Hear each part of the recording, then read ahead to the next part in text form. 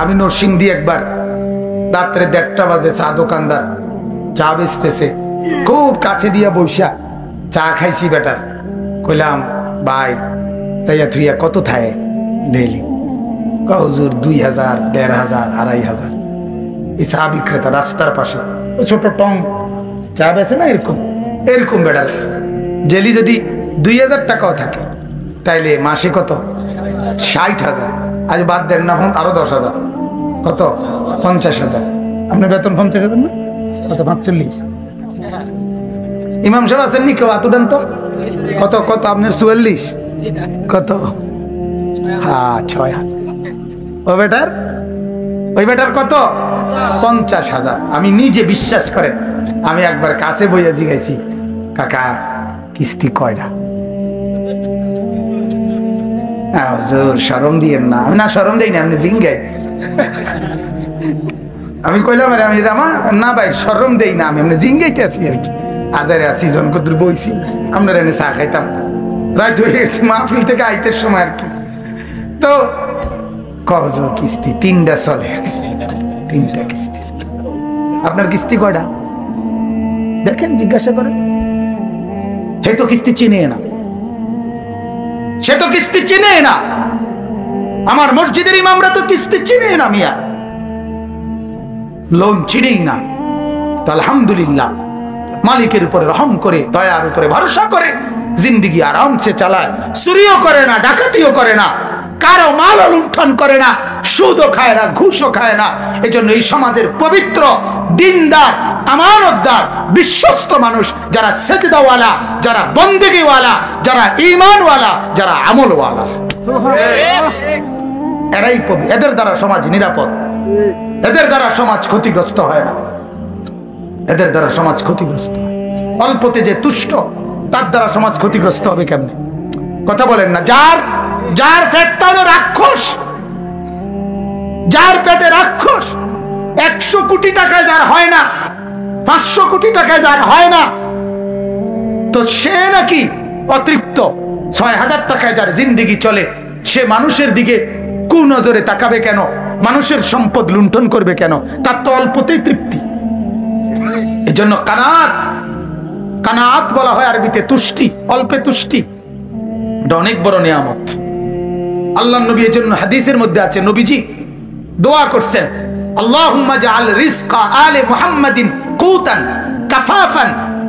নবীজির হাদিস, আল্লাহ নবী দোয়া করছেন, আল্লাহ আমার বংশধরকে আপনি এতটুকু রিজিক দেন যেতটুকুতে শুধু হায়াত চলে, যেতটুকু শুধু জিন্দেগিটা পার হয়, এর দূর দিয়ে। নবীজি বলছে, অথচ আল্লাহ তাআলা অফার করছে, হাদিসে আছে, নবীজিকে আল্লাহ তাআলা বলছে, বন্ধু আপনি বললে উহুদ পাহাড়টাকে স্বর্ণ বানাইয়া আমি কুদরতি ভাবে আপনার পিছে চালাইয়া দেব, এটা আপনার লগে লগে থাকবো, স্বর্ণের পাহাড়, যা লাগে এখান থেকে নিবেন, আপনি এটা নিবেন কিনা নেন, আপনাকে আমি গিফট করতে চাই। আল্লাহর নবী বললেন, রব্বুল আলামিন, আমি আশবাউ ইয়াওমান আশকুরু আজুউ ইয়াওমান আতাসাব্বার। আল্লাহ আমি চাই এক বেলা পেট ভরে খাবো, আপনার শুকর করব, আরেক বেলা উপাস থাকবো, আপনার সবর করব। এই যে হাদিস, এক বেলা খাবো, শুকর করব, এক বেলা উপাস থাকবো, সবর করব।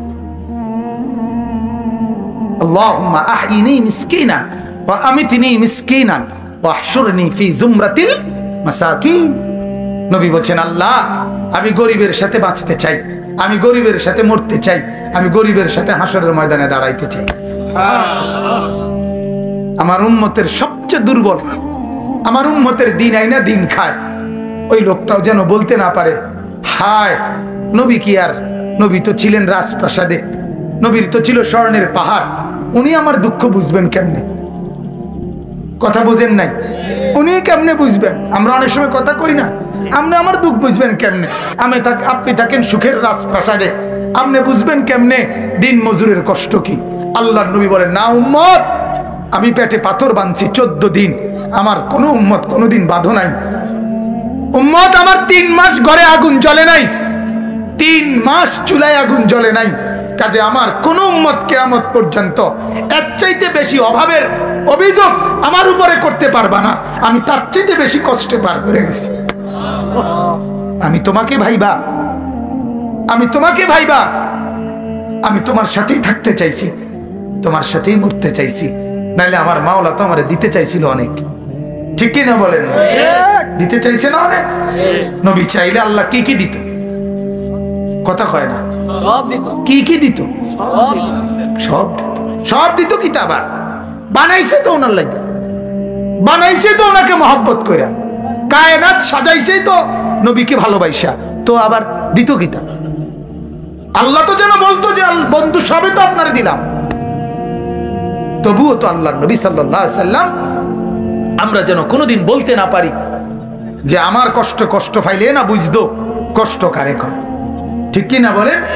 যে আপনারা অনেক সময় বলেন না হুজুর আপনার গো আবার কি হবো চিন্তা, মানুষের বাইত গিয়া গিয়া ভাত খান, আমরার মতো সিএনজি চালাইলে অটো চালাইলে না বুঝতেন না, আপনি একটা বুঝছেন, আমরা বুঝছি না।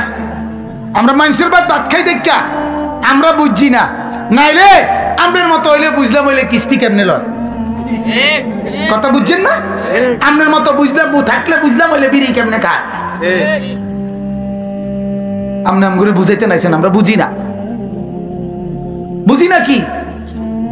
পৃথিবী এমন এক জায়গা, আল্লাহ তাআলার কুদরত এটা, আমি তো এটা সবসময় বলি, পৃথিবী এমন একটা, এখানে উচ্চ শিক্ষিত যা বোঝে, মূর্খ পৃথিবীর ব্যাপারে তাই বোঝে। এটা তো আমার সবসময়ের কথা, যে একবারে উচ্চ শিক্ষিত ব্যক্তি যেটারে টাইলস বলে, একজন মূর্খ বকলম সরু সরেও চিনে না, এবার টাইলসের মাটি বলে, ঠিক না? আয়ো কি কয়? ডক্টরেট ডিগ্রিধারী ব্যক্তি যে বেটা এবারটা ফাঙ্গাস মাছরে ফাঙ্গাস বলে, মূর্খ যে বেটা সই দিতারে না এবারটা ফাঙ্গাস রে তেলাফিয়া বলে, ঠিক না? কিতা বলে? এবারটা বেড়ারে কি বলে? বেড়ারে বেড়ি বলে নাকি? বেড়িরে বেড়া বলে, রাইতেরে দুপুর বলে, দুপুরের রাত বলে। তো কি সুবিধা, কি অসুবিধাই কি? দুনিয়া ভোগ করতে কিচ্ছু লাগে না, দুনিয়া ভোগ করতে আল্লাহর বান্দা হইলেই চলে, দুনিয়া ভোগ করতে হলে আল্লাহ পাঠাইলেই চলে। আল্লাহ বলে পাঠাইছিও আমি, রিজিকের ব্যবস্থাও রাখছি আমি, তুমি শুয়ে থাকলে অসুবিধা নাই, আমি তোমার রিজিক পৌঁছাবো। তাহলে আপনি এখন বলবেন তাহলে আমরা হইয়া তাই কেউ কোনো কাম কাজ না করি। আল্লাহ বলে তুমি যে কাম করবা এটাও তো আমার ফয়সালা। কথা বোঝেন নাই আপনি? এটা আপনি কেমনে, তুমি যে তোমার যে সামনের লোকমা ভাত এটা খাইতে হইব ক্যান্টনমেন্ট গিয়া, এটাও তো আমারই ফয়সালা, তো তুমি এনে বইয়া খাইবা কেমনে? তোমার কদম তো আমার হাতে, কথা বুঝছেন? তার মানে কর্ম আপনাকে করতেই হবে, এটার কোনো কি নাই, সুযোগ নাই। এজন্য তো আমরা বুঝি এটা, কর্ম যার জন্য ফয়সালা সে কর্মই করে, আর পঙ্গু প্যারালাইজড তার জন্য ফয়সালা এটা, সে বইয়ে থাকে, তার লাগেও বাতাইয়ে, কর্মওয়ালার লাগেও বাতাইয়ে। তাহলে বুঝা গেল কি, আল্লাহ পাক এটা হিসাব করে রাখছে, কারে দিয়ে কাম করাবে, কারে দিয়ে বয়া রাখবে, কারে দিয়ে ও পঙ্গু বানাবে, সবই তো আল্লাহর ফয়সালা। নাহলে বুড়ারা খায় কেমনে, কোলের বাচ্চা খায় কেমনে? তাহলে দুনিয়া কেমনে চলবে এটা আল্লাহর হিসাবে নাই, কথা বলেন না? হিসাবে। আল্লাহ বলেন নাহনু কাসামনা বাইনাহুম মাঈশাতাহুম ফিল হায়াতিদ দুনিয়া, ওরে বান্দা দুনিয়া কেমনে চলবে আমি আল্লাহ বন্টন করে রাখছি, বন্টন করে রাখছি, বন্টন কাসাম না, আমার বন্টন। অতএব আমার বাপ, আপনি এটা বুঝেন। আমি এতগুলো কথা বলার উদ্দেশ্য হলো আপনারা যারা শুধু ভাবেন আল্লাহ লাগবে না, নামাজ লাগবে না, রোজা লাগবে না, হুজুরদের কথা শোনা লাগবে না, হালাল হারাম লাগবে না, আল্লাহর কসম হারামের টাকা দিয়ে আপনি যাই রোজগার করেন হালাল ভাবে, একেবারে এই কোরআন ধরে বললাম রব্বে কাবার কসম, এই কোরআনের মালিকের কসম, হালাল ভাবে তাই আপনার কাছে আসতো। নাইলে যত লোক হারাম লেনদেন করে, যত লোক হারাম রোজগার করে, সবার আয় সমান হয় না। কেন হয় না? সুদখোর তো তেও, কিন্তু একই দুই সুদখোর, একজন কোটিপতি হয়ে গেছে, আরেক সুদখোর এখনো লাখটিও মিলাইতে পারছে না, এরুমকা। আপনি কথা বোঝেন না? হারাম খাইলেই যে লাভ হয় তো সব হারাম খোর কি হয়ে যেত, এক কিসিমের হয়ে যেত না, এক এক কিসিমের হইতো কিনা আমি এটা বুঝিনি। আমার কথা, যত লোক ঢাকা থাকে সবাই তো টাকা সমান, কথা কয় না? যত লোক সৌদি আরব থাকে বাংলাদেশি সবার ইনকাম সমান না? যত লোক ইটালি থাকে সবার ইনকাম সমান না? সবার 18 তলা বাড়ি না? কিন্তু 18 তলা বাড়ি ওলাও তো আছে, আবার টিনের ঘর সনের ঘর ওলাও তো আছে। এরুমকা ইটালি থেকে দুইজনের, এরুমকা ঢাকা থেকে দুইজনের এমন কেন? নামাজ পড়ে না দুজনে, কথা বলেন না? এতেও নামাজ পড়ে না, হেতেও কি পড়ে না? নামাজ পড়ে না, কিন্তু দুজনের ইনকাম সমান হয় না কাতাইলে। আর আল্লাহ বলেন আমাকে রাজি করো আর আমাকে নারাজ করো, আমাকে মানো আর আমাকে না মানো, আমার অনুগত হও আর অবাধ্য হও, হারাম খাও আর হালাল খাও, জায়েজ করো আর না জায়েজ করো। কসম বান্দা, যা তুমি মেহনতেই করবা, কিন্তু আসবে আমার ফয়সালা যারটা। এইটা যদি আমি বুঝতাম তো আমার আরো লাভ হইতো। আপনি করে আর কেমনে কই, আমারটা আমিই কই, আমিই বুঝি এটা, আপনি বুঝেন না এটা। আপনি কথা বুঝতে শেখেন। কেন আপনি হারাম করছেন? কেন আপনি কিস্তি নিচ্ছেন? কেন আপনি সুদ খাচ্ছেন? কেন আপনি সুদ দিচ্ছেন? কেন যুবক আল্লাহকে নারাজ করে দুনিয়ার মধ্যে ডুবে গিয়া দুনিয়া কি পাইলা? কি পাইলা?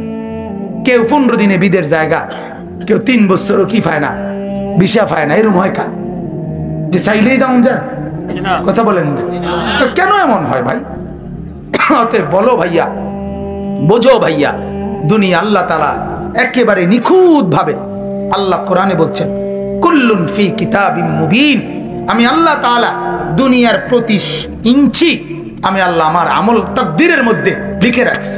কেমনে কি হবে, রাত হবে কখন, দিন হবে কখন, ওই নদীতে জোয়ার হবে কখন, ভাটা হবে কখন, হাসবে কখন, কাঁদবে কখন, হাত উঠবে কখন, হাত নড়বে কখন, সবকিছু আমি আল্লাহ নির্ধারণ করে রাখছি, নির্ধারণ করে রাখছি। ওই দিন আমার সাথে সিলেট থেকে আমি আমার শায়েখ আরিফ বিল্লাহ আল্লামা মুফতি মুশতাকুন নবী সাহেব হুজুর, আমরা দুজনে সিলেট ছিলাম। আমি 2 দিন পরে চলে আসছি, হুজুর আজকে রাত্রে আসবে। তো 2 দিন পরে যেদিন আমি চলে আসি, আমার রওনা দেওয়ার 1 ঘন্টা আগে বা আধা ঘন্টা আগে হুজুরের সাথে 2 জন লোক আমাদেরও মহব্বতের, ওনারা 2 জন রওনা দিছে, বাসে চলে আসবে কুমিল্লা। রওনা দিছে ব্যাগ লইয়া, যে বাসায় আমরা ছিলাম ওই বাসার বারান্দায় আসছে। এই সময় হুজুরে আবার ডাক দিছে, ডাক দিয়ে কইতেছে আপনারা মাওলানা আনিস আজকে রাত্রে যাবে মাহফিল শেষ করে, দোনো মাহফিল শেষ করে আপনারা 2 জন এখন বাসে না গিয়া ওনার লগে যাই।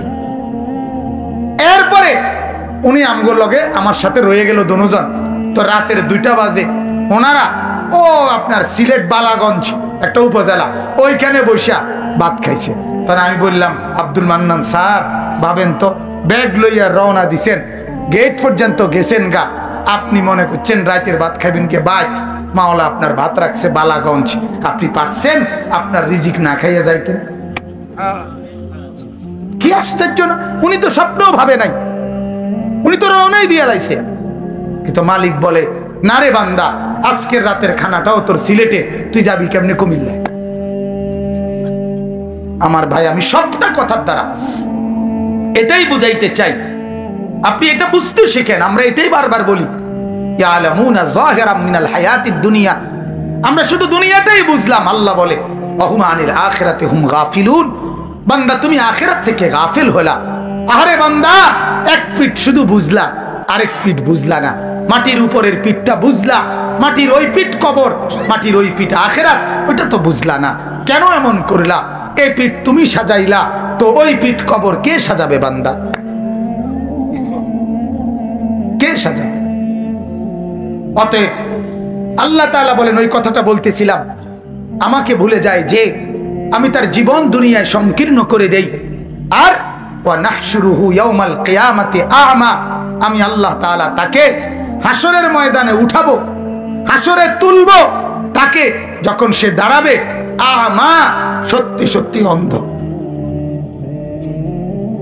আজকের সেজদা ছাড়া যুবক অন্ধ হয়ে উঠবা, আজকের সুদখোর অন্ধ হয়ে উঠবা, আজকের হারামখোর অন্ধ হয়ে উঠবা, আজকের জিনাখোর অন্ধ হয়ে উঠবা, আজকের মাদকাসক্ত যুবক, মদখোর, গাঁজাখোর, ফেন্সিখোর, ইয়াবাখোর, বাবাখোর, ডাইলখোর, এদের জন্য আছে সুখবর। এদের জন্য বুদ্ধিজীবীরা খুব চিন্তা করছে। বাংলাদেশের 3-4 দিন আগে বুদ্ধিজীবীরা, বাংলাদেশের বুদ্ধিজীবী এক দল, ওনারা সরকারের কাছে প্রস্তাব দিছে, মদ, ফেন্সিডিল, এগুলো মদের যত জিনিস, এগুলো বাংলাদেশের সমস্ত দোকানপাটে স্বাভাবিকভাবে খোলামেলা বিক্রয় করা হোক। তাহলে খোলামেলা কিনতে গিয়া শর্মে কিনতো না, ফলে মাদকাসক্ত নেশা কমে যাবে। বুদ্ধি, আরে সুবহানাল্লাহ, বুদ্ধিও। হ্যাঁ, কি বুঝলেন? কি মাথাটা দিছে? না না না, বুদ্ধিটা কি দেখছেন? আমার মনটা চাইছে যে ভাই একজন বুদ্ধিজীবীর বলি যে আমনে শুধু কদ্দুর এই কথাটা, যে বুদ্ধিটা আপনি দিছেন, যে আমরা এনে গাই কদ্দুর কর এই জায়গাটা আপনার এই প্রধান অতিথি হিসাবে কথাটা কইতে দিন মাহফিলটার মধ্যে। দেখবেন জুতাডি সবাই মুসল্লি শ্রোতা বলবে জুতা প্রত্যেকে দরকার হলে কালকে আবার নতুন জুতা কিনুন, আজকে তারা ভিট্টালায়। ঠিক কিনা বলেন না? জুতা দরকার হলে কালকে সবাই এক লগে দেবীর দ্বারে এক মার্কেটের জুতা এক লগে কিনবো সবাই, যে ভাই আমরা গতকাল ফতেহাবাদ মাহফিলের শ্রোতা একত্রে আইছি, জুতা কিনতাম, সবটি জুতা ভিট্টালাইছি। কত বড় ডাকাত চিন্তা করছেন? এরা বলে বুদ্ধিজীবী। কি কি কথাটা কি করি? সবখানে বেলে খোলামেলা বেচলে এটা কমে যাবে। বেকুব কি হাটে বাজারে ওঠে? আল্লাহ মাফ করে দেন। তাইলে ওয়ানাহশুরুহু ইয়াউমাল কিয়ামাতি আ'মা, আল্লাহ বলেন হাসরে আমি তোমাকে তুলবো অন্ধ বানিয়ে। ক্বালা রাব্বি লিমা হাশারতানি আ'মা, নাফরমান আল্লাহর পাপী বান্দা আল্লাহকে বলবে রব্বুল আলামিন আমাকে কেন উঠালেন অন্ধ বানিয়ে? ওয়াকাদ কুনতু বাসীরা, আল্লাহ আমি তো দুনিয়ায় থাকতে চোখে দেখতাম। সে অবাক হয়ে বলবে আল্লাহ হাসরের মাঠে কেন আমি কিছুই দেখছি না? আমি তো চোখে দেখতাম মাওলা, আমার তো পুরা মনে আছে আমি 12 ঘন্টা মোবাইল চাইতাম, আমি কত উলঙ্গ ছবি দেখতাম, কত নর্তকী দেখছি, আমি তো সারাদিন ফেসবুকের মধ্যে পড়েছিলাম মাওলা, আমি তো সব দেখতাম, আমি আমার বউ দেখতাম, মানুষের ভিডিও দেখতাম, আল্লাহ আমি সব দেখতাম, আমি হিন্দি সিনেমার নর্তকীও দেখতাম, আমার বাড়ির মাকেও আমি দেখতাম, সবই তো আমি দেখতাম, আলো দেখতাম, বাতাসও দেখতাম, সব চতুর্দিকে তো আমি দেখতাম, আজ কেন আমি অন্ধ হয়ে গেলাম? আল্লাহ বলবেন কাযালিকা আতাতকা আয়াতুনা, বান্দা দুনিয়ায় তুমি তো বলছো তুমি দেখতা, কিন্তু আমি মাওলার আয়াত, আমার কোরআন, আমার বিধান বারবার বারবার তোমার কাছে এসেছিল, তোমার সামনে বলেছিল, ফানাসিতাহা, তুমি সবগুলোকে ভুলে গেছিলা, নামাজ ছেড়ে দিছিলা, রোজা ছেড়ে দিছিলা, জিকির ত্যাগ করছিলা, কোরআন ত্যাগ করেছিলে, হালাল ত্যাগ করেছিলে, পর্দা ত্যাগ করেছিলে, আমি মাওলাকে ত্যাগ করেছিলে। আল্লাহ বলেন কাযালিকাল ইয়াউমা তুনসা, আজ আমি আল্লাহ তোমাকে ভুলে গেলাম, যাও গেট আউট, আজ তোমাকে আমি ভুলে গেলাম। সেদিন দুনিয়ায় তুমি ভুলে গেলা, তুমি ভুলছো আমারে 60 বছর, আমি ভুলে গেলাম তোমাকে অনন্তকালের জন্য। যা যা বেঈমান, যা নাফরমান। তখন কি বলবেন? কোনো কথা থাকবে বাজান? বলেন না কোনো কথা থাকবে? অতএব আল্লাহ তাআলা বলেন, এবার আমি আমার কথা শেষ করে দিচ্ছি, বাকিগুলোর শুধু তর্জমা বলবো। ইন্নামা ইয়াতাযাক্কারু উলুল আলবাব, আল্লাহ তাআলা বলেন ও নবী মনে রাখবেন, সবাইকে বলবেন আমার এই কথাটা, যে আমার নবী আপনার উপরে আমি যা নাজিল করেছি তাকেই কেবল সত্য মনে করে, আর তাকে গ্রহণ করে না সে অন্ধ। এই যে চোখ আর অন্ধের পার্থক্যটা আল্লাহ বলেন ইন্নামা ইয়াতাযাক্কারু উলুল আলবাব, এই কথাটা বুঝবে সে বিবেক আছে যার। কি আছে যার? দেমাগ। দেমাগ যে পাগল না, যার দেমাগ আছে, যার বিবেক সচল আছে, সেই কেবল এই কথাটা বুঝবে যে আল্লাহকে মানলে হয় চোখওয়ালা, রসুলকে মানলে হয় চোখওয়ালা, আল্লাহকে না মানলে হয় অন্ধ, রসুলকে না মানলে হয় অন্ধ। আল্লাহ বলে এই কথাটা বুঝবে যে সে কি বিবেকওয়ালা, যে বিবেকওয়ালা, বিবেকওয়ালা। এই জন্য এখান থেকে এটাও বোঝা যায় আল্লাহকে যে চিনে না, রসুলকে যে চিনে না, কোরআনকে যে চিনে না, আল্লাহর বিধান যে চিনে না, তার কোনো বিবেক নাই, তার কোনো দেমাগ নাই। আপনি না বলেন সে শিক্ষিত, শিক্ষিত হলে খারাইয়া মতে কেমনে? কথা বলেন না কেন? বিবেক, শিক্ষিত মানে তো দেমাগে কি আছে? বুদ্ধি বিবেক আছে। তো বুদ্ধি বিবেক থাকলে ফজরের নামাজ না পড়ে ঘুমায় কেমনে? বলেন, আল্লাহকে নারাজ করে ঘুমায় কেমনে? হ্যাঁ, সারাদিন একটাবার একটা মোবাইলের মিস কল সে শুনতে পায়, এত বড় মসজিদের আজান শুনতে পায় না, তার বিবেক কেমনে আছে? কথা বলেন না কেন? তার বিবেক কেমনে আছে? যার এত বুঝ আছে, বন্ধুকে পর্যন্ত 2 দিন কল না দিলে বন্ধু রাগ করে, তার এতটুকু বুঝ নাই কেন আমার পালনেওয়ালা মনিবকে 1 সপ্তাহ একটা সেজদাও করছি না, তিনি আমার সাথে রাগ করছেন না? এটা বুঝে না কেন? তাহলে আল্লাহ তাআলা বলেন মূলত নাফরমানের কোনো দেমাগ নাই, নাফরমান জানোয়ার। নাফরমান কি? আবার বলেন, আবার বলেন, আবার বলেন, আরো জোরে, জোরসে বলেন, জোর আওয়াজে, জানোয়ার, জানোয়ার। উলাইকা কাল আনআম, কোরআনের আয়াত। এজন্য আমার পরিষ্কার কথা, মুসলমান পরিষ্কার কথা, যার ঘরে ছেলে নামাজ ফজর পড়ে না, যার ঘরের স্ত্রী ফজরের নামাজ পড়ে না, যার ঘরের মেয়ে ফজরের নামাজ পড়ে না, যে নিজে ফজরের নামাজ পড়ে না, 7টা বাজে 8টা বাজে যারা ঘুম থেকে ওঠে, ওরা মানুষ ওঠে না, জানোয়ার ঘুম থেকে ওঠে। এগুলো মানুষ না, ওগুলো জানোয়ার, ওগুলো হাইওয়ান। না রে, তুমি জানোয়ার, তোমার সাথে কুকুরের পার্থক্য কি বলো? বলো। তুমি খাবার খাও, কুকুরও খাবার খায়। তুমি ঘুম যাও, কুকুরও ঘুমায়। তোমার বাচ্চা কাচ্চা হয়, কুত্তারও ছাওয়া হয়। কথা বলে না? কুত্তারও কি হয়? বাচ্চা কাচ্চা হয়। পার্থক্য বলো। তুমি বলো বেটা, এই যুবক বলো, দাঁড়া যুবক বেটা, দাঁড়া, এখন বল বেটা। বেনামাজি যুবক, তুই এখন দাঁড়া।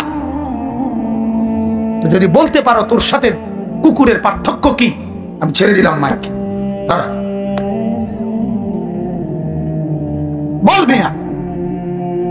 আল্লাহকে নারাজ করে কি পাইছো বেটা, বল।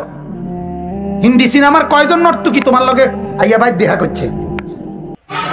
হ্যাঁ, বাংলা সিনেমার কোন নর্তকী তোর লগে দেখা করছে বেটা? কি দেখলি তুই? এত নর্তকী দেখা নিজের শরীর, নিজের যৌবন, নিজের এমবি, নিজের টাকা সব ক্ষয় করলি। ওই অসিব্যরা কোনোদিন তোরে মিস কল দিছিনি? বেকুব তো তুই কি দেখো? এই বেটা কি দেখোস তুই বেটা? কারে দেখোস? কারে দেখোস তুই বেটা? এই মুরব্বীরা আপনারা চা দোকানে বসে কি দেখেন? নর্তকীর নাচ দেখলে আপনি বুড়ো মানুষ, ওই নর্তকীর নাচ দেখেন কেন? বিড়ি খান কেন?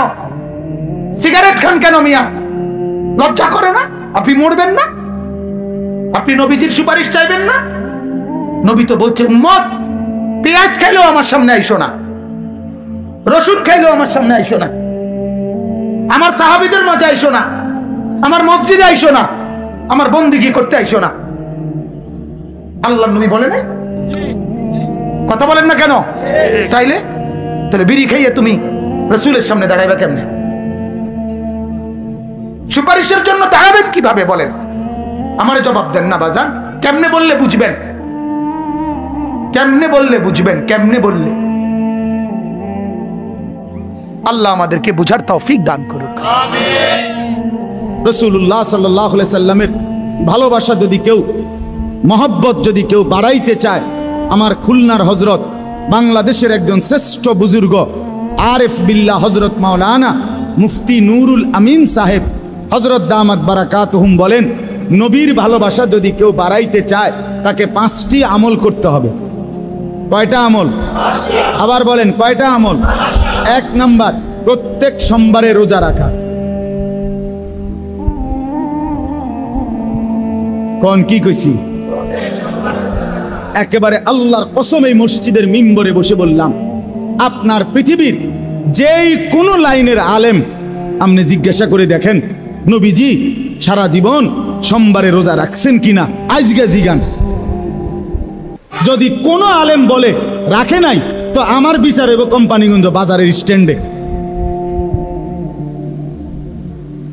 তাহলে আমার বিচার হবে। এখন বললাম আমি, এই যে রেকর্ড করা আছে এই কথা, এই যে ক্যামেরাতে, আমার বিচার হবে। আপনারা যেই বিচার আমি মাইনা নেন। রাসূলুল্লাহ সাল্লাল্লাহু আলাইহি সাল্লাম প্রত্যেক সোমবারে রোজা রাখতেন। নবীজিকে জিজ্ঞেস করছে, ইয়া রাসূলুল্লাহ সাল্লাল্লাহু আলাইহি ওয়াসাল্লাম, আপনি সোমবারে রোজা রাখেন কেন? সাহাবীরা জিজ্ঞাসে, নবীজি বললেন 2 কারণে। কয় কারণে? 1, সোমবারে আমি মিলাদুন্নবী পালন করি। হ্যাঁ, না এটাই 1 নম্বরে, এটাই সোমবারে আমি কি পালন করি? মিলাদুন্নবী পালন করি। আর সোমবারে আমার উপরে কোরআন নাজিল হয়েছে। এই দুটো, প্রত্যেক সোমবারে আমি মিলাদুন্নবী পালন করি আর প্রত্যেক সোমবারে রোজা রাখি। দ্বিতীয় কারণ, আমার উপরে কোরআন নাজিল হয়েছে। ফিহি বুলিতু ওয়া ফিহি উনজিলা আলাইয়া। নবীজি বলছে, সোমবারে আমি জন্মগ্রহণ করেছি, যে জন্য এই জন্মগ্রহণ করার কারণে আমার মিলাদ সোমবারে, আমার জন্ম সোমবারে, এই জন্য আমি সোমবারে রোজা রাখি, এবং সোমবারে আমার উপরে কোরআন নাজিল হয়েছে, এই জন্য আমি সোমবারে রোজা রাখি। রাসূল সাল্লাল্লাহু আলাইহি সাল্লাম আজীবন নিজের মিলাদ পালন করছেন প্রত্যেক সোমবার। বছরে 1 দিন না, বছরে 1 মাস না, প্রতি বছর 52 সপ্তাহ মিলাদুন্নবী নবী পালন করছেন। প্রত্যেক সোমবারে রোজা রাইখা নবী একে তো পালন করছেন প্রতি সোমবারে 52 সপ্তাহ, দ্বিতীয়ত হইল না খাইয়া তিনি নিজের মিলাদ পালন করছেন না খেয়ে, আর আমনে পালন করছেন খাইয়া। আচ্ছা, খাইতে থাকেন, আমরাও চলতে থাকি, ফায়সালা হবে ইনশাআল্লাহ হাসরের ময়দানে। সেখানে নবীর সামনে আমনও দাঁড়াইবেন, আমিও দাঁড়াবো ইনশাআল্লাহ, একসাথে দাঁড়াবো দুজন। মনে রাখি, একসাথে কথা হবে, জিগামু আমিও, জিগাবেন আপনিও, যে হে আল্লাহর রাসূল, সোমবারে আমনে আপনার মিলাদের কারণে রোজা রাইখা পালন করিলেন, আর আপনার উম্মতের জন্য খাইয়া পালন করার অনুমতি দিলেন। এটাই কি আপনার উদ্দেশ্য ছিল কিনা? আপনি এখন ক্লিয়ার করেন, বলেন। প্রত্যেক সোমবারে কি রাখা বলেন না? রোজা। আলহামদুলিল্লাহ, আল্লাহর দয়া শুকরের জন্য বলি, আমি এই সোমবারেও রোজা রাখছি, গত সোমবারেও রোজা রাখছি, আগের সোমবারেও রোজা রাখছি। আমার শায়েখ আল্লামা মুফতি মুশতাকুন নবী সাহেব সারা বছর সোমবারে রোজা রাখে। আমার খুলনার শায়েখ আল্লামা মুফতি নুরুল আমিন সাহেব, আমি নিজ চোখে দেখছি সারা বছর তিনি সোমবারে রোজা রাখে। আমার মাদ্রাসার উস্তাদরা সারা বছর সোমবারে রোজা রাখে। আপনি এখন গিয়ে জিজ্ঞাসা আছেন ময়নামতি সাহেবের বাজার, গরু বাজারের পশ্চিমী বড় ছাত্ররা রোজা রাখে। তাহলে 1 নম্বর রসুলের ভালোবাসা বৃদ্ধি হবে কি করিলে? কি বারে? আজকের থেকে নিয়ত করেন, বলেন ইনশাআল্লাহ, হিম্মত করে বলেন ইনশাআল্লাহ। হ্যাঁ, ভালোবাসবেন অনুসরণের মাধ্যমে। 2 নাম্বার, সকালবেলা ঘুম থেকে উঠে রাত্রিবেলা ঘুমানো পর্যন্ত জীবন চলার পথে আমরা যখন যা করি সেই জায়গায় আমাদের নবী সাল্লাল্লাহু আলাইহি সাল্লামের শেখানো দোয়া আছে, আছে কিনা কোন? ঘুম থেকে উঠে নবীজির শেখানো কোনো দোয়া আসেনি? আলহামদুলিল্লাহিল্লাযী আহইয়ানা বাদামা আমাতানা ওয়া ইলাইহিন নুশুর। ঘুম যাওয়ার সময় দোয়া কি? আল্লাহুম্মা বিসমিকা আমুতু ওয়া আহই। খানার আগে কোনো দোয়া আসেনি? আছে। খানার পরে দোয়া আসেনি? আলহামদুলিল্লাহিল্লাযী আত'আমানা ওয়া সাকানা ওয়া জাআলানা মিনাল মুসলিমিন। ঘুম যাওয়ার আগে, ঘুম যাওয়ার পরে, টয়লেট বাথরুমে ঢুকবার আগে টয়লেট বাথরুম থেকে বের হওয়ার আগে, মসজিদে ঢুকবার আগে, মসজিদ থেকে ঢুকবার পরে, বের হওয়ার পরে, বাজারে ঢুকবার আগে, বাজারে ঢুকবার পরে, উপরের দিকে উঠতে, নিচের দিকে নামতে, সমতল জায়গায় চলতে, কাপড় নতুন পরতে, আয়না দেখলে মনে করেন এরকম কদম কদম, আল্লাহর কসম নবীর শেখানো কি আছে? দোয়া আছে। যে ব্যক্তি এই দোয়াগুলো মুখস্থ করে নিয়মিত পড়তে থাকে, আল্লাহর রসুলের ভালোবাসা মহব্বত তীব্র গতিতে তার বাড়তে থাকে। এলো 2 নম্বর। 3 নাম্বার, জীবনের সব কাজ নবীজির সুন্নত মোতাবেক যে করতে থাকে, রসুলের ভালোবাসা তার বাড়তে থাকে, বাড়তে থাকে। পাকিস্তানের বিশ্ববিখ্যাত বুজুর্গ হযরত মাওলানা ডাক্তার আব্দুল হাই আরিফি রহমতুল্লাহ আলাই তিনি বলছেন, আপনি যখন আপনার কোলের বাচ্চাটাকেই কোলে নিবেন, তখন 1 সেকেন্ড, 1টা সেকেন্ড, 2টা সেকেন্ড একটু শুধু চিন্তা করবেন যে কোলের বাচ্চাটাকে এখন আমি আদর করব, চুমা দেব, বুকে জড়ায়া ধরবো। শুধু আগে নিয়ত করবেন, আমার রসুল সাল্লাল্লাহু আলাইহি ওয়াসাল্লাম তার বাচ্চাদেরকে আদর করতেন, বুকে জড়ায় ধরতেন। হাসান হুসাইনকে কত না আদর করতেন, করতেন কিনা? আমার নবী বাচ্চাদেরকে আদর করতেন, এজন্য আমি আদর করছি। আল্লাহ রসুলের এই কথাটা মনে করলে, আল্লাহর কসম আপনার বাচ্চাকে যে আদর করলেন, এটা পুরাটা সুন্নতের সওয়াব ইবাদত হিসাবে আমল নামায় উঠতে পারে। সহজ হিসাব। সব কাজ নবীর তরিকায় করা, নবীর তরিকায়, নবীর তরিকায় সুন্নাত মোতাবেক আমল করা। যে করবে রাসূলুল্লাহ সাল্লাল্লাহু আলাইহি সাল্লামের ভালোবাসা তার বাড়তে থাকে। 4 নাম্বার, প্রতিদিন অথবা অধিকাংশ দিন সর্বোচ্চ চেষ্টা করে একটু সময় প্রিয় নবী সাল্লাল্লাহু আলাইহি সাল্লামের কোনো জীবনী, নবীজির জীবনী পাঠ করা, পড়তে থাকা। নবীজির জীবনী, নবী সাল্লাল্লাহু আলাইহি সাল্লাম জন্মের আগে কি হয়েছিল, জন্ম কি হয়েছে, কিভাবে জন্মের পরে দুধ খাওয়াইলো কে, জন্মের পরে 10 বছর পর্যন্ত কি হয়েছে, 20 বছর পর্যন্ত কি হয়েছে, 30 বছর পর্যন্ত কি হয়েছে, 40 বছর পর্যন্ত কি হয়েছে, মক্কায় 13 বছর কি করছে, মদিনার 10 বছর কি করছে, এগুলো কিতাবের মধ্যে আছে কিনা বলেন, বাংলায় আছে কিনা বলেন। তো আপনি এই রসুলের জীবনী পূর্ণ, নবীজির একটা জীবনী পূর্ণাঙ্গ শুরু থেকে শেষ পর্যন্ত নবীর জীবনী পড়ছেন বা অন্যের কাছ থেকে পড়াইয়া শুনছেন, এরম হাত উঠানছে যারা যারা, হ্যাঁ সত্য সত্য হাত উঠান, ভালো করে হাত উঠান, অসুবিধা কি? হাত উঠান। 1 2 3 4 5 6 7 8। হয়তো আমরা তো মাওলানা সাহেব, আমরা তো সবকেরই অংশ, আমরা হুজুর হলে হইতো না, আমি আওয়াম বলছি। আলেম তো এমনি, আমরা তো পড়ার অংশ। এটা সিরাতে খাতামুল আম্বিয়া তো আমরা সিলেবাস, কথা বুঝছেন কেন? তাহলে আপনারা দেখলেন, এখন লজ্জা দিতে বলি নাই, মানে ইনসাফের সাথে বলেন তো, কয়জন মুসলমান আমরা নবীর জীবনী পড়লাম? তো যাকে এত ভালোবাসেন, যার নামে কেজিতে কেজিতে জিলাফি খাইলেন, যার নামে ফোটলায় ফোটলায় বিরিয়ানি খাইলেন, যার নামে ডেগে ডেগে আমারে বুঝাইছে একজনে, কয় যে হুজুর 18 ডেগ করছি, 18। আমি বলছি আল্লাহর রহমত, আর কষ্ট করে যদি 2টা ডেগ মিলাইতে পারতেন তত 20 ডেগ হইল, 18টা ডেগ। সুবহানাল্লাহ। খামখেয়ালি এশক, কইডা কি পরিমাণে এশক মহব্বত থাকলে 18 ডেগ পুরা। আপনি বলেন, আমরা এই কয়জনের হালাত দেখলাম, যে কয়জন মুসলমান আমার নবীর জীবনী পড়লাম? কেন রাসূলুল্লাহ সাল্লাল্লাহু আলাইহি সাল্লামের জিন্দেগিটা আমাদের পড়া উচিত ছিল না? কথা বলেন না বাপ? আপনি পড়লে তো মজা পাইতেন, পড়লে তো আরাম পাইতেন, কলিজার মধ্যে মহব্বত বাড়ত। তায়েফের ঘটনা যখন পড়তেন নিজে, তখন বুঝতেন কলিজার ব্যথা কেমন লাগে।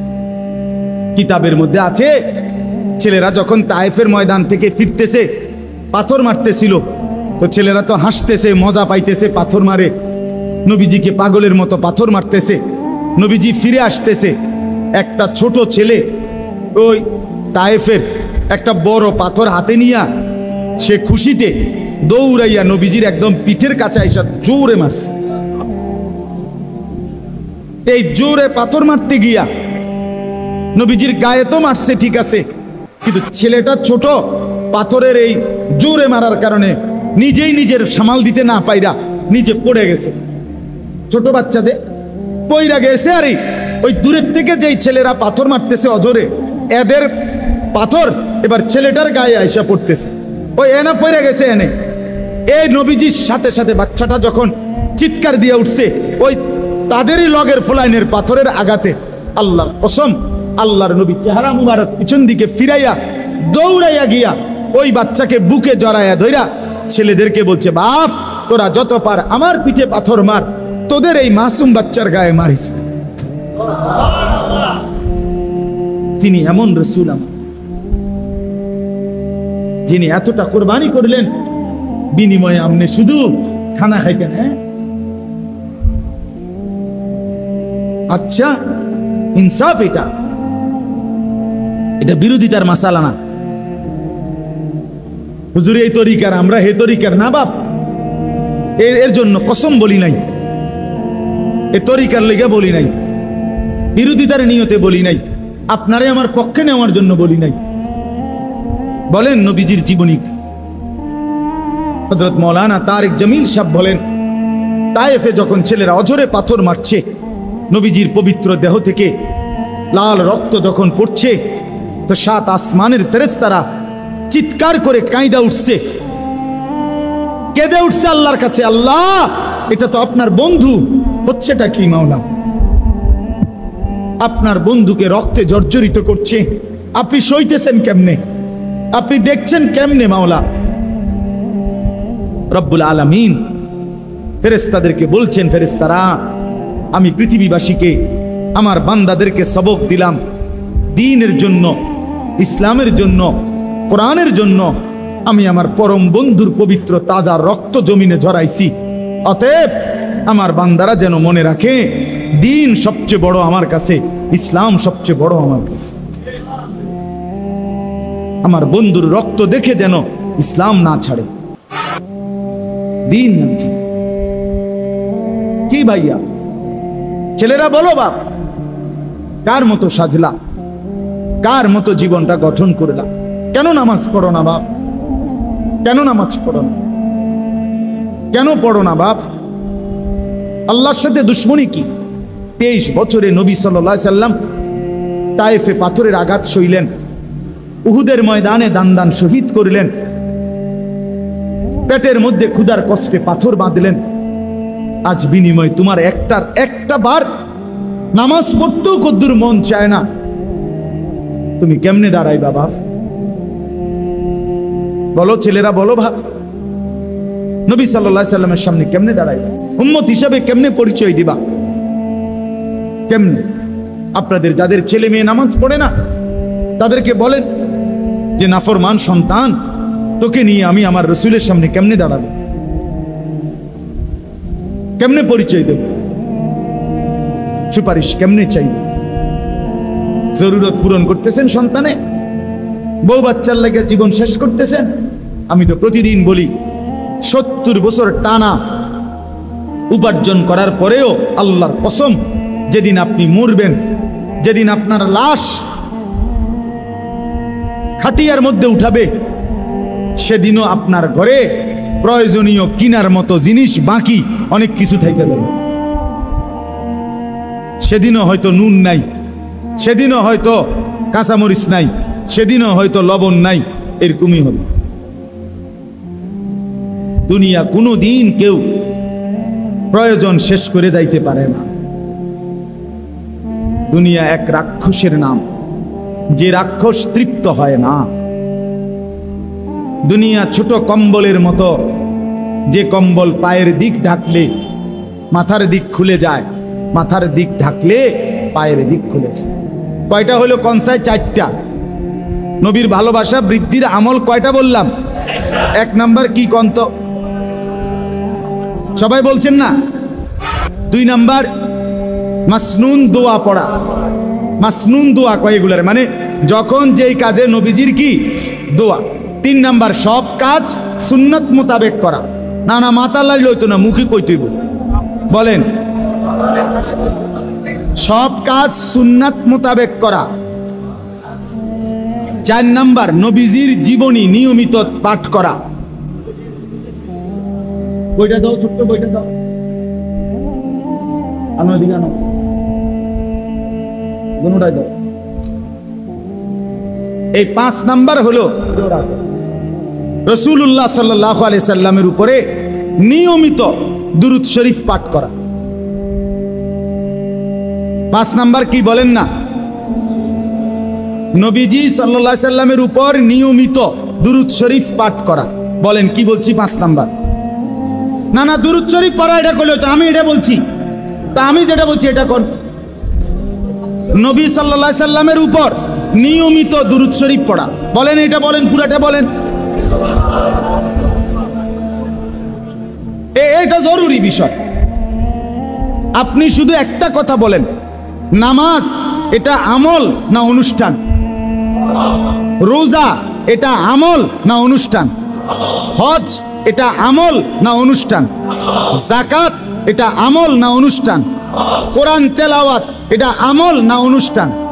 আল্লাহর জিকির এটা আমল না অনুষ্ঠান? খোদার কসম, এগুলো যেমন আমল, নবীজির উপরে দুরূদ সালাম পড়া এটা অনুষ্ঠান না, এটাও আমল। এটা কি? এটা আমল, এটা আমল, এটা আমল, এটা আমল, এটা নিয়মিত পড়া। ইয়া আইয়ুহাল্লাযীনা আমানু সাল্লু আলাইহি ওয়া সাল্লিমু তাসলিমা। এটা নিয়মিত আমল। এ সাল্লু আমরের সিগা, সাল্লিমু আমরের সিগা। আমর ফেলে মুজারের থেকে গঠন হয়। ফেলে মুজারে ইস্তেমরার বুঝায়, ধারাবাহিকতা বুঝায়, নিয়মিত বুঝায়, নিয়মিত বুঝায়। কি আমর ফেলে মুজারের থেকে গঠন হয় না? ফেলে মুজারে দাওয়াম বুঝায়, সর্বদা বুঝায়, সর্বদা। রাসূল সাল্লাল্লাহু আলাইহি সাল্লামের উপরে প্রতিদিন নিয়মিত মহব্বতে কলিজার ভালোবাসা নিয়ে দুরূদ শরীফ পড়া, দুরূদ সালাম পড়া। সাহাবায়ে কেরামের বর্ণিত হাদিসের কিতাবে উচ্চারিত 40টা দুরূদ সালাম আছে। সরাসরি সাহাবীদের বর্ণনা, সরাসরি হাদিসের কিতাবে। এই কিতাব আমি খুলনার হযরত থেকে, খানকার থেকে এগুলো আনাইছি। আমার 1 টাকা কোনো বেনিফিটে না। বিশ্বাস করেন, আমি আজকে প্রায় 2 সপ্তাহ ধরে মুসলমানদের জন্য এগুলো আমার গাড়িতে বিক্রি করি। এই 2টা ছোট্ট বই, এটা দুরূদ সালামের মকবুল আমল। এখানে সাহাবীদের উচ্চারিত নবীজির উপরে পাঠকৃত দুরূদ সালাম 40টা হাদিসের কিতাবে যেগুলো বর্ণনা, এগুলো আছে। এটা আমনে পড়বেন, আমনে দেখে দেখে পড়বেন। রিডিং জবরজের লাগানো আছে। কোরআন শরীফ যেমনি পড়ে, বিভিন্ন কিতাব যেমনি পড়ে, তো এটা একটা আমল। নবীজির উপরে দুরূদ সালাম পাঠ করা, এটা প্রত্যেক দিন নিজের মহব্বতে একবেলা পড়লে আল্লাহ রসুলের ভালোবাসা পড়তে থাকবে। আরো পড়লে আরো বেশি, আরো বেশি পড়লে আরো বেশি। এখানে রাসূলুল্লাহ সাল্লাল্লাহু আলাইহি সাল্লামকে স্বপ্নে দেখার জন্য কেউ যদি চায়, কি আমল করলে নবীকে স্বপ্নে দেখা যায়, এখানে আছে। এই ছোট্ট 20 টাকা মাত্র বই। আর এই বইটা নবী সাল্লাল্লাহু আলাইহি সাল্লাম আজীবন একেবারে ইসলামের প্রথম বছর থেকে 40 বছর থেকে 63 বছর পর্যন্ত, কত বছর? 23 বছর নবীজি তাহাজ্জুদ নামাজ পড়তেন। কি পড়তেন বলেন? ওই যে দুপুর 12:30 বাজে যেটা পড়ে, কখন? রাত্রিবেলা। কোন টাইমে বলেন না? এই রাত্রিবেলা নবীজি তাহাজ্জুদ নামাজ কি পড়তেন, কখন উঠতেন, কতটুকু পড়তেন, কিভাবে পড়তেন, কয় রাকাত পড়তেন, কি দোয়া করতেন, কিভাবে পড়লে উত্তম, এই সব কিছুর বিস্তারিত বর্ণনা নবীজির তাহাজ্জুদ। এবং শেষে 1 সপ্তাহব্যাপী কেউ যদি প্রতিদিন আল্লাহর কাছে দোয়া পড়তে চায়, এমন দোয়া নির্ধারিত এগুলো আছে এই কিতাবটা। এটারে তাহাজ্জুদ নবীজির 180 টাকা এটা, আর এইটা 20 টাকা। এই 2টা মিল্লা মাত্র 200 টাকা। ও গাড়ির কাছ থেকে যাওয়ার সময় সুযোগ থাকলে, কারো কাছে টাকা থাকলে নিয়েন, উপকার পাবেন। তাহলে 5টা আমল কি বলছি কোন? বলেন, আমার কথা শেষ। আমি 1 নাম্বার কি কোন? 2 নাম্বার কি? 3 নাম্বার কি? সুন্নাত মোতাবেক সব কাজ করা। 4 নাম্বার কি? নবীজির জীবনী পাঠ করা। 5 নাম্বার কি? নবীজির উপরে নিয়মিত কি পড়া? দুরূদ সালাম পাঠ। এটা অনুষ্ঠান না, আপনার ভালোবাসায় আপনি পড়বেন, আপনার ভালোবাসায়, আমনের মহব্বতে আপনি পড়বেন। প্রতিদিন পড়বেন।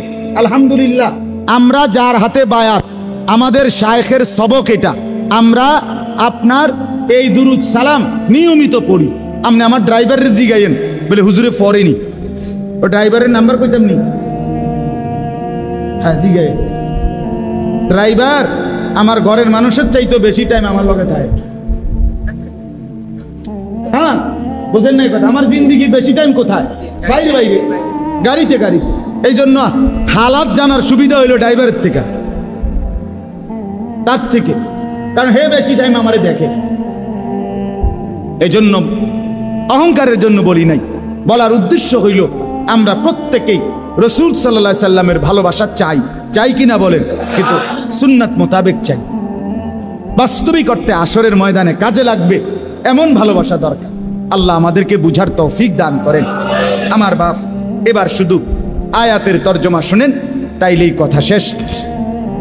আয়াতের তর্জমা হইল 16 নম্বর পারা 19 নম্বর সূরা, সূরা মরিয়মের এই আয়াতের মধ্যে আল্লাহ তাআলা বলেন, আমি আল্লাহ তাআলা হযরতে নূহ আলাইহিস সালামের জামানার পরে আমি রব্বুল আলামিন এই পৃথিবীতে কিয়ামত পর্যন্ত যত মানুষ তৈরি করছি তার মধ্যে 2 ভাগ।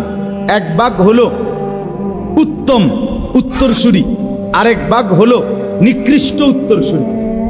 এক ভাগ হলো উত্তম ওয়ারিস, আরেক ভাগ হইল নিকৃষ্ট ওয়ারিস। এক ভাগ হলো উত্তম প্রজন্ম, আরেক ভাগ হলো নিকৃষ্ট প্রজন্ম। এক ভাগ হলো উত্তম জেনারেশন, আরেক ভাগ হলো নিকৃষ্ট জেনারেশন। আল্লাহ বলেন আগের আয়াতে 59 নম্বর আয়াতের আগের আয়াতে আছে উত্তম জেনারেশন কারা, সর্বযুগে উত্তম প্রজন্ম কারা? তারা যারা আমি আল্লাহর আয়াত, আমার নাম যখন শুনে তখন সেজদায় পড়ে যায় এবং কাঁদতে থাকে। অর্থাৎ গোলামির সেজদা যার কপালে আছে, আমার গোলামির সেজদা যার কপালে আছে, নামাজের এহতেমাম গুরুত্ব যার মধ্যে আছে, আল্লাহ কোরআনে বলেন সে সার্থক উত্তরসূরি, সে সার্থক জেনারেশন। আর এরপরে আল্লাহ বলেন ফাখালাফা মিন বাদিহিম খালফুন, এরপরে আসবে প্রত্যেক যুগে নিকৃষ্ট উত্তরসূরি। কারা? আল্লাহ বলেন 2টা পরিচয় যাদের। এক, আদাউস সালাতা, যারা প্রতিনিয়ত নামাজ নষ্ট করে, তারা নিকৃষ্ট প্রজন্ম, নিকৃষ্ট উত্তরসূরি, নিকৃষ্ট জেনারেশন, নিকৃষ্ট ওয়ারিস। কি নষ্ট করে? আরে বলেন না, কি নষ্ট করে? হ্যাঁ, মুসলমান পরিষ্কার করে। যার ফুত নামাজ পড়ে না, আপনি এটা কি বংশধর রেখে যাইতে আছেন আপনি বুঝছেন। যার মেয়ে নামাজ পড়ে না, আপনি কি ফ্যামিলি রেখে যাইতে আছেন আপনি মনে রাখেন। কোরআনে সোজা হিসাব, এটা নিকৃষ্ট। আল্লাহ কোরআনে বলছে এটা মন্দ উত্তরসূরি, এটা নিকৃষ্ট উত্তরসূরি। আদাউস সালাহ, 1 নাম্বার যে নামাজ নষ্ট করে। 2 নাম্বার ওয়াত্তাবাউশ শাহওয়াত, যে সব কাজে নিজের মনের চাহিদা, নিজের খেয়াল খুশির অনুসরণ করে। আমার মনে যা চায়, আমার মনে যা চায়।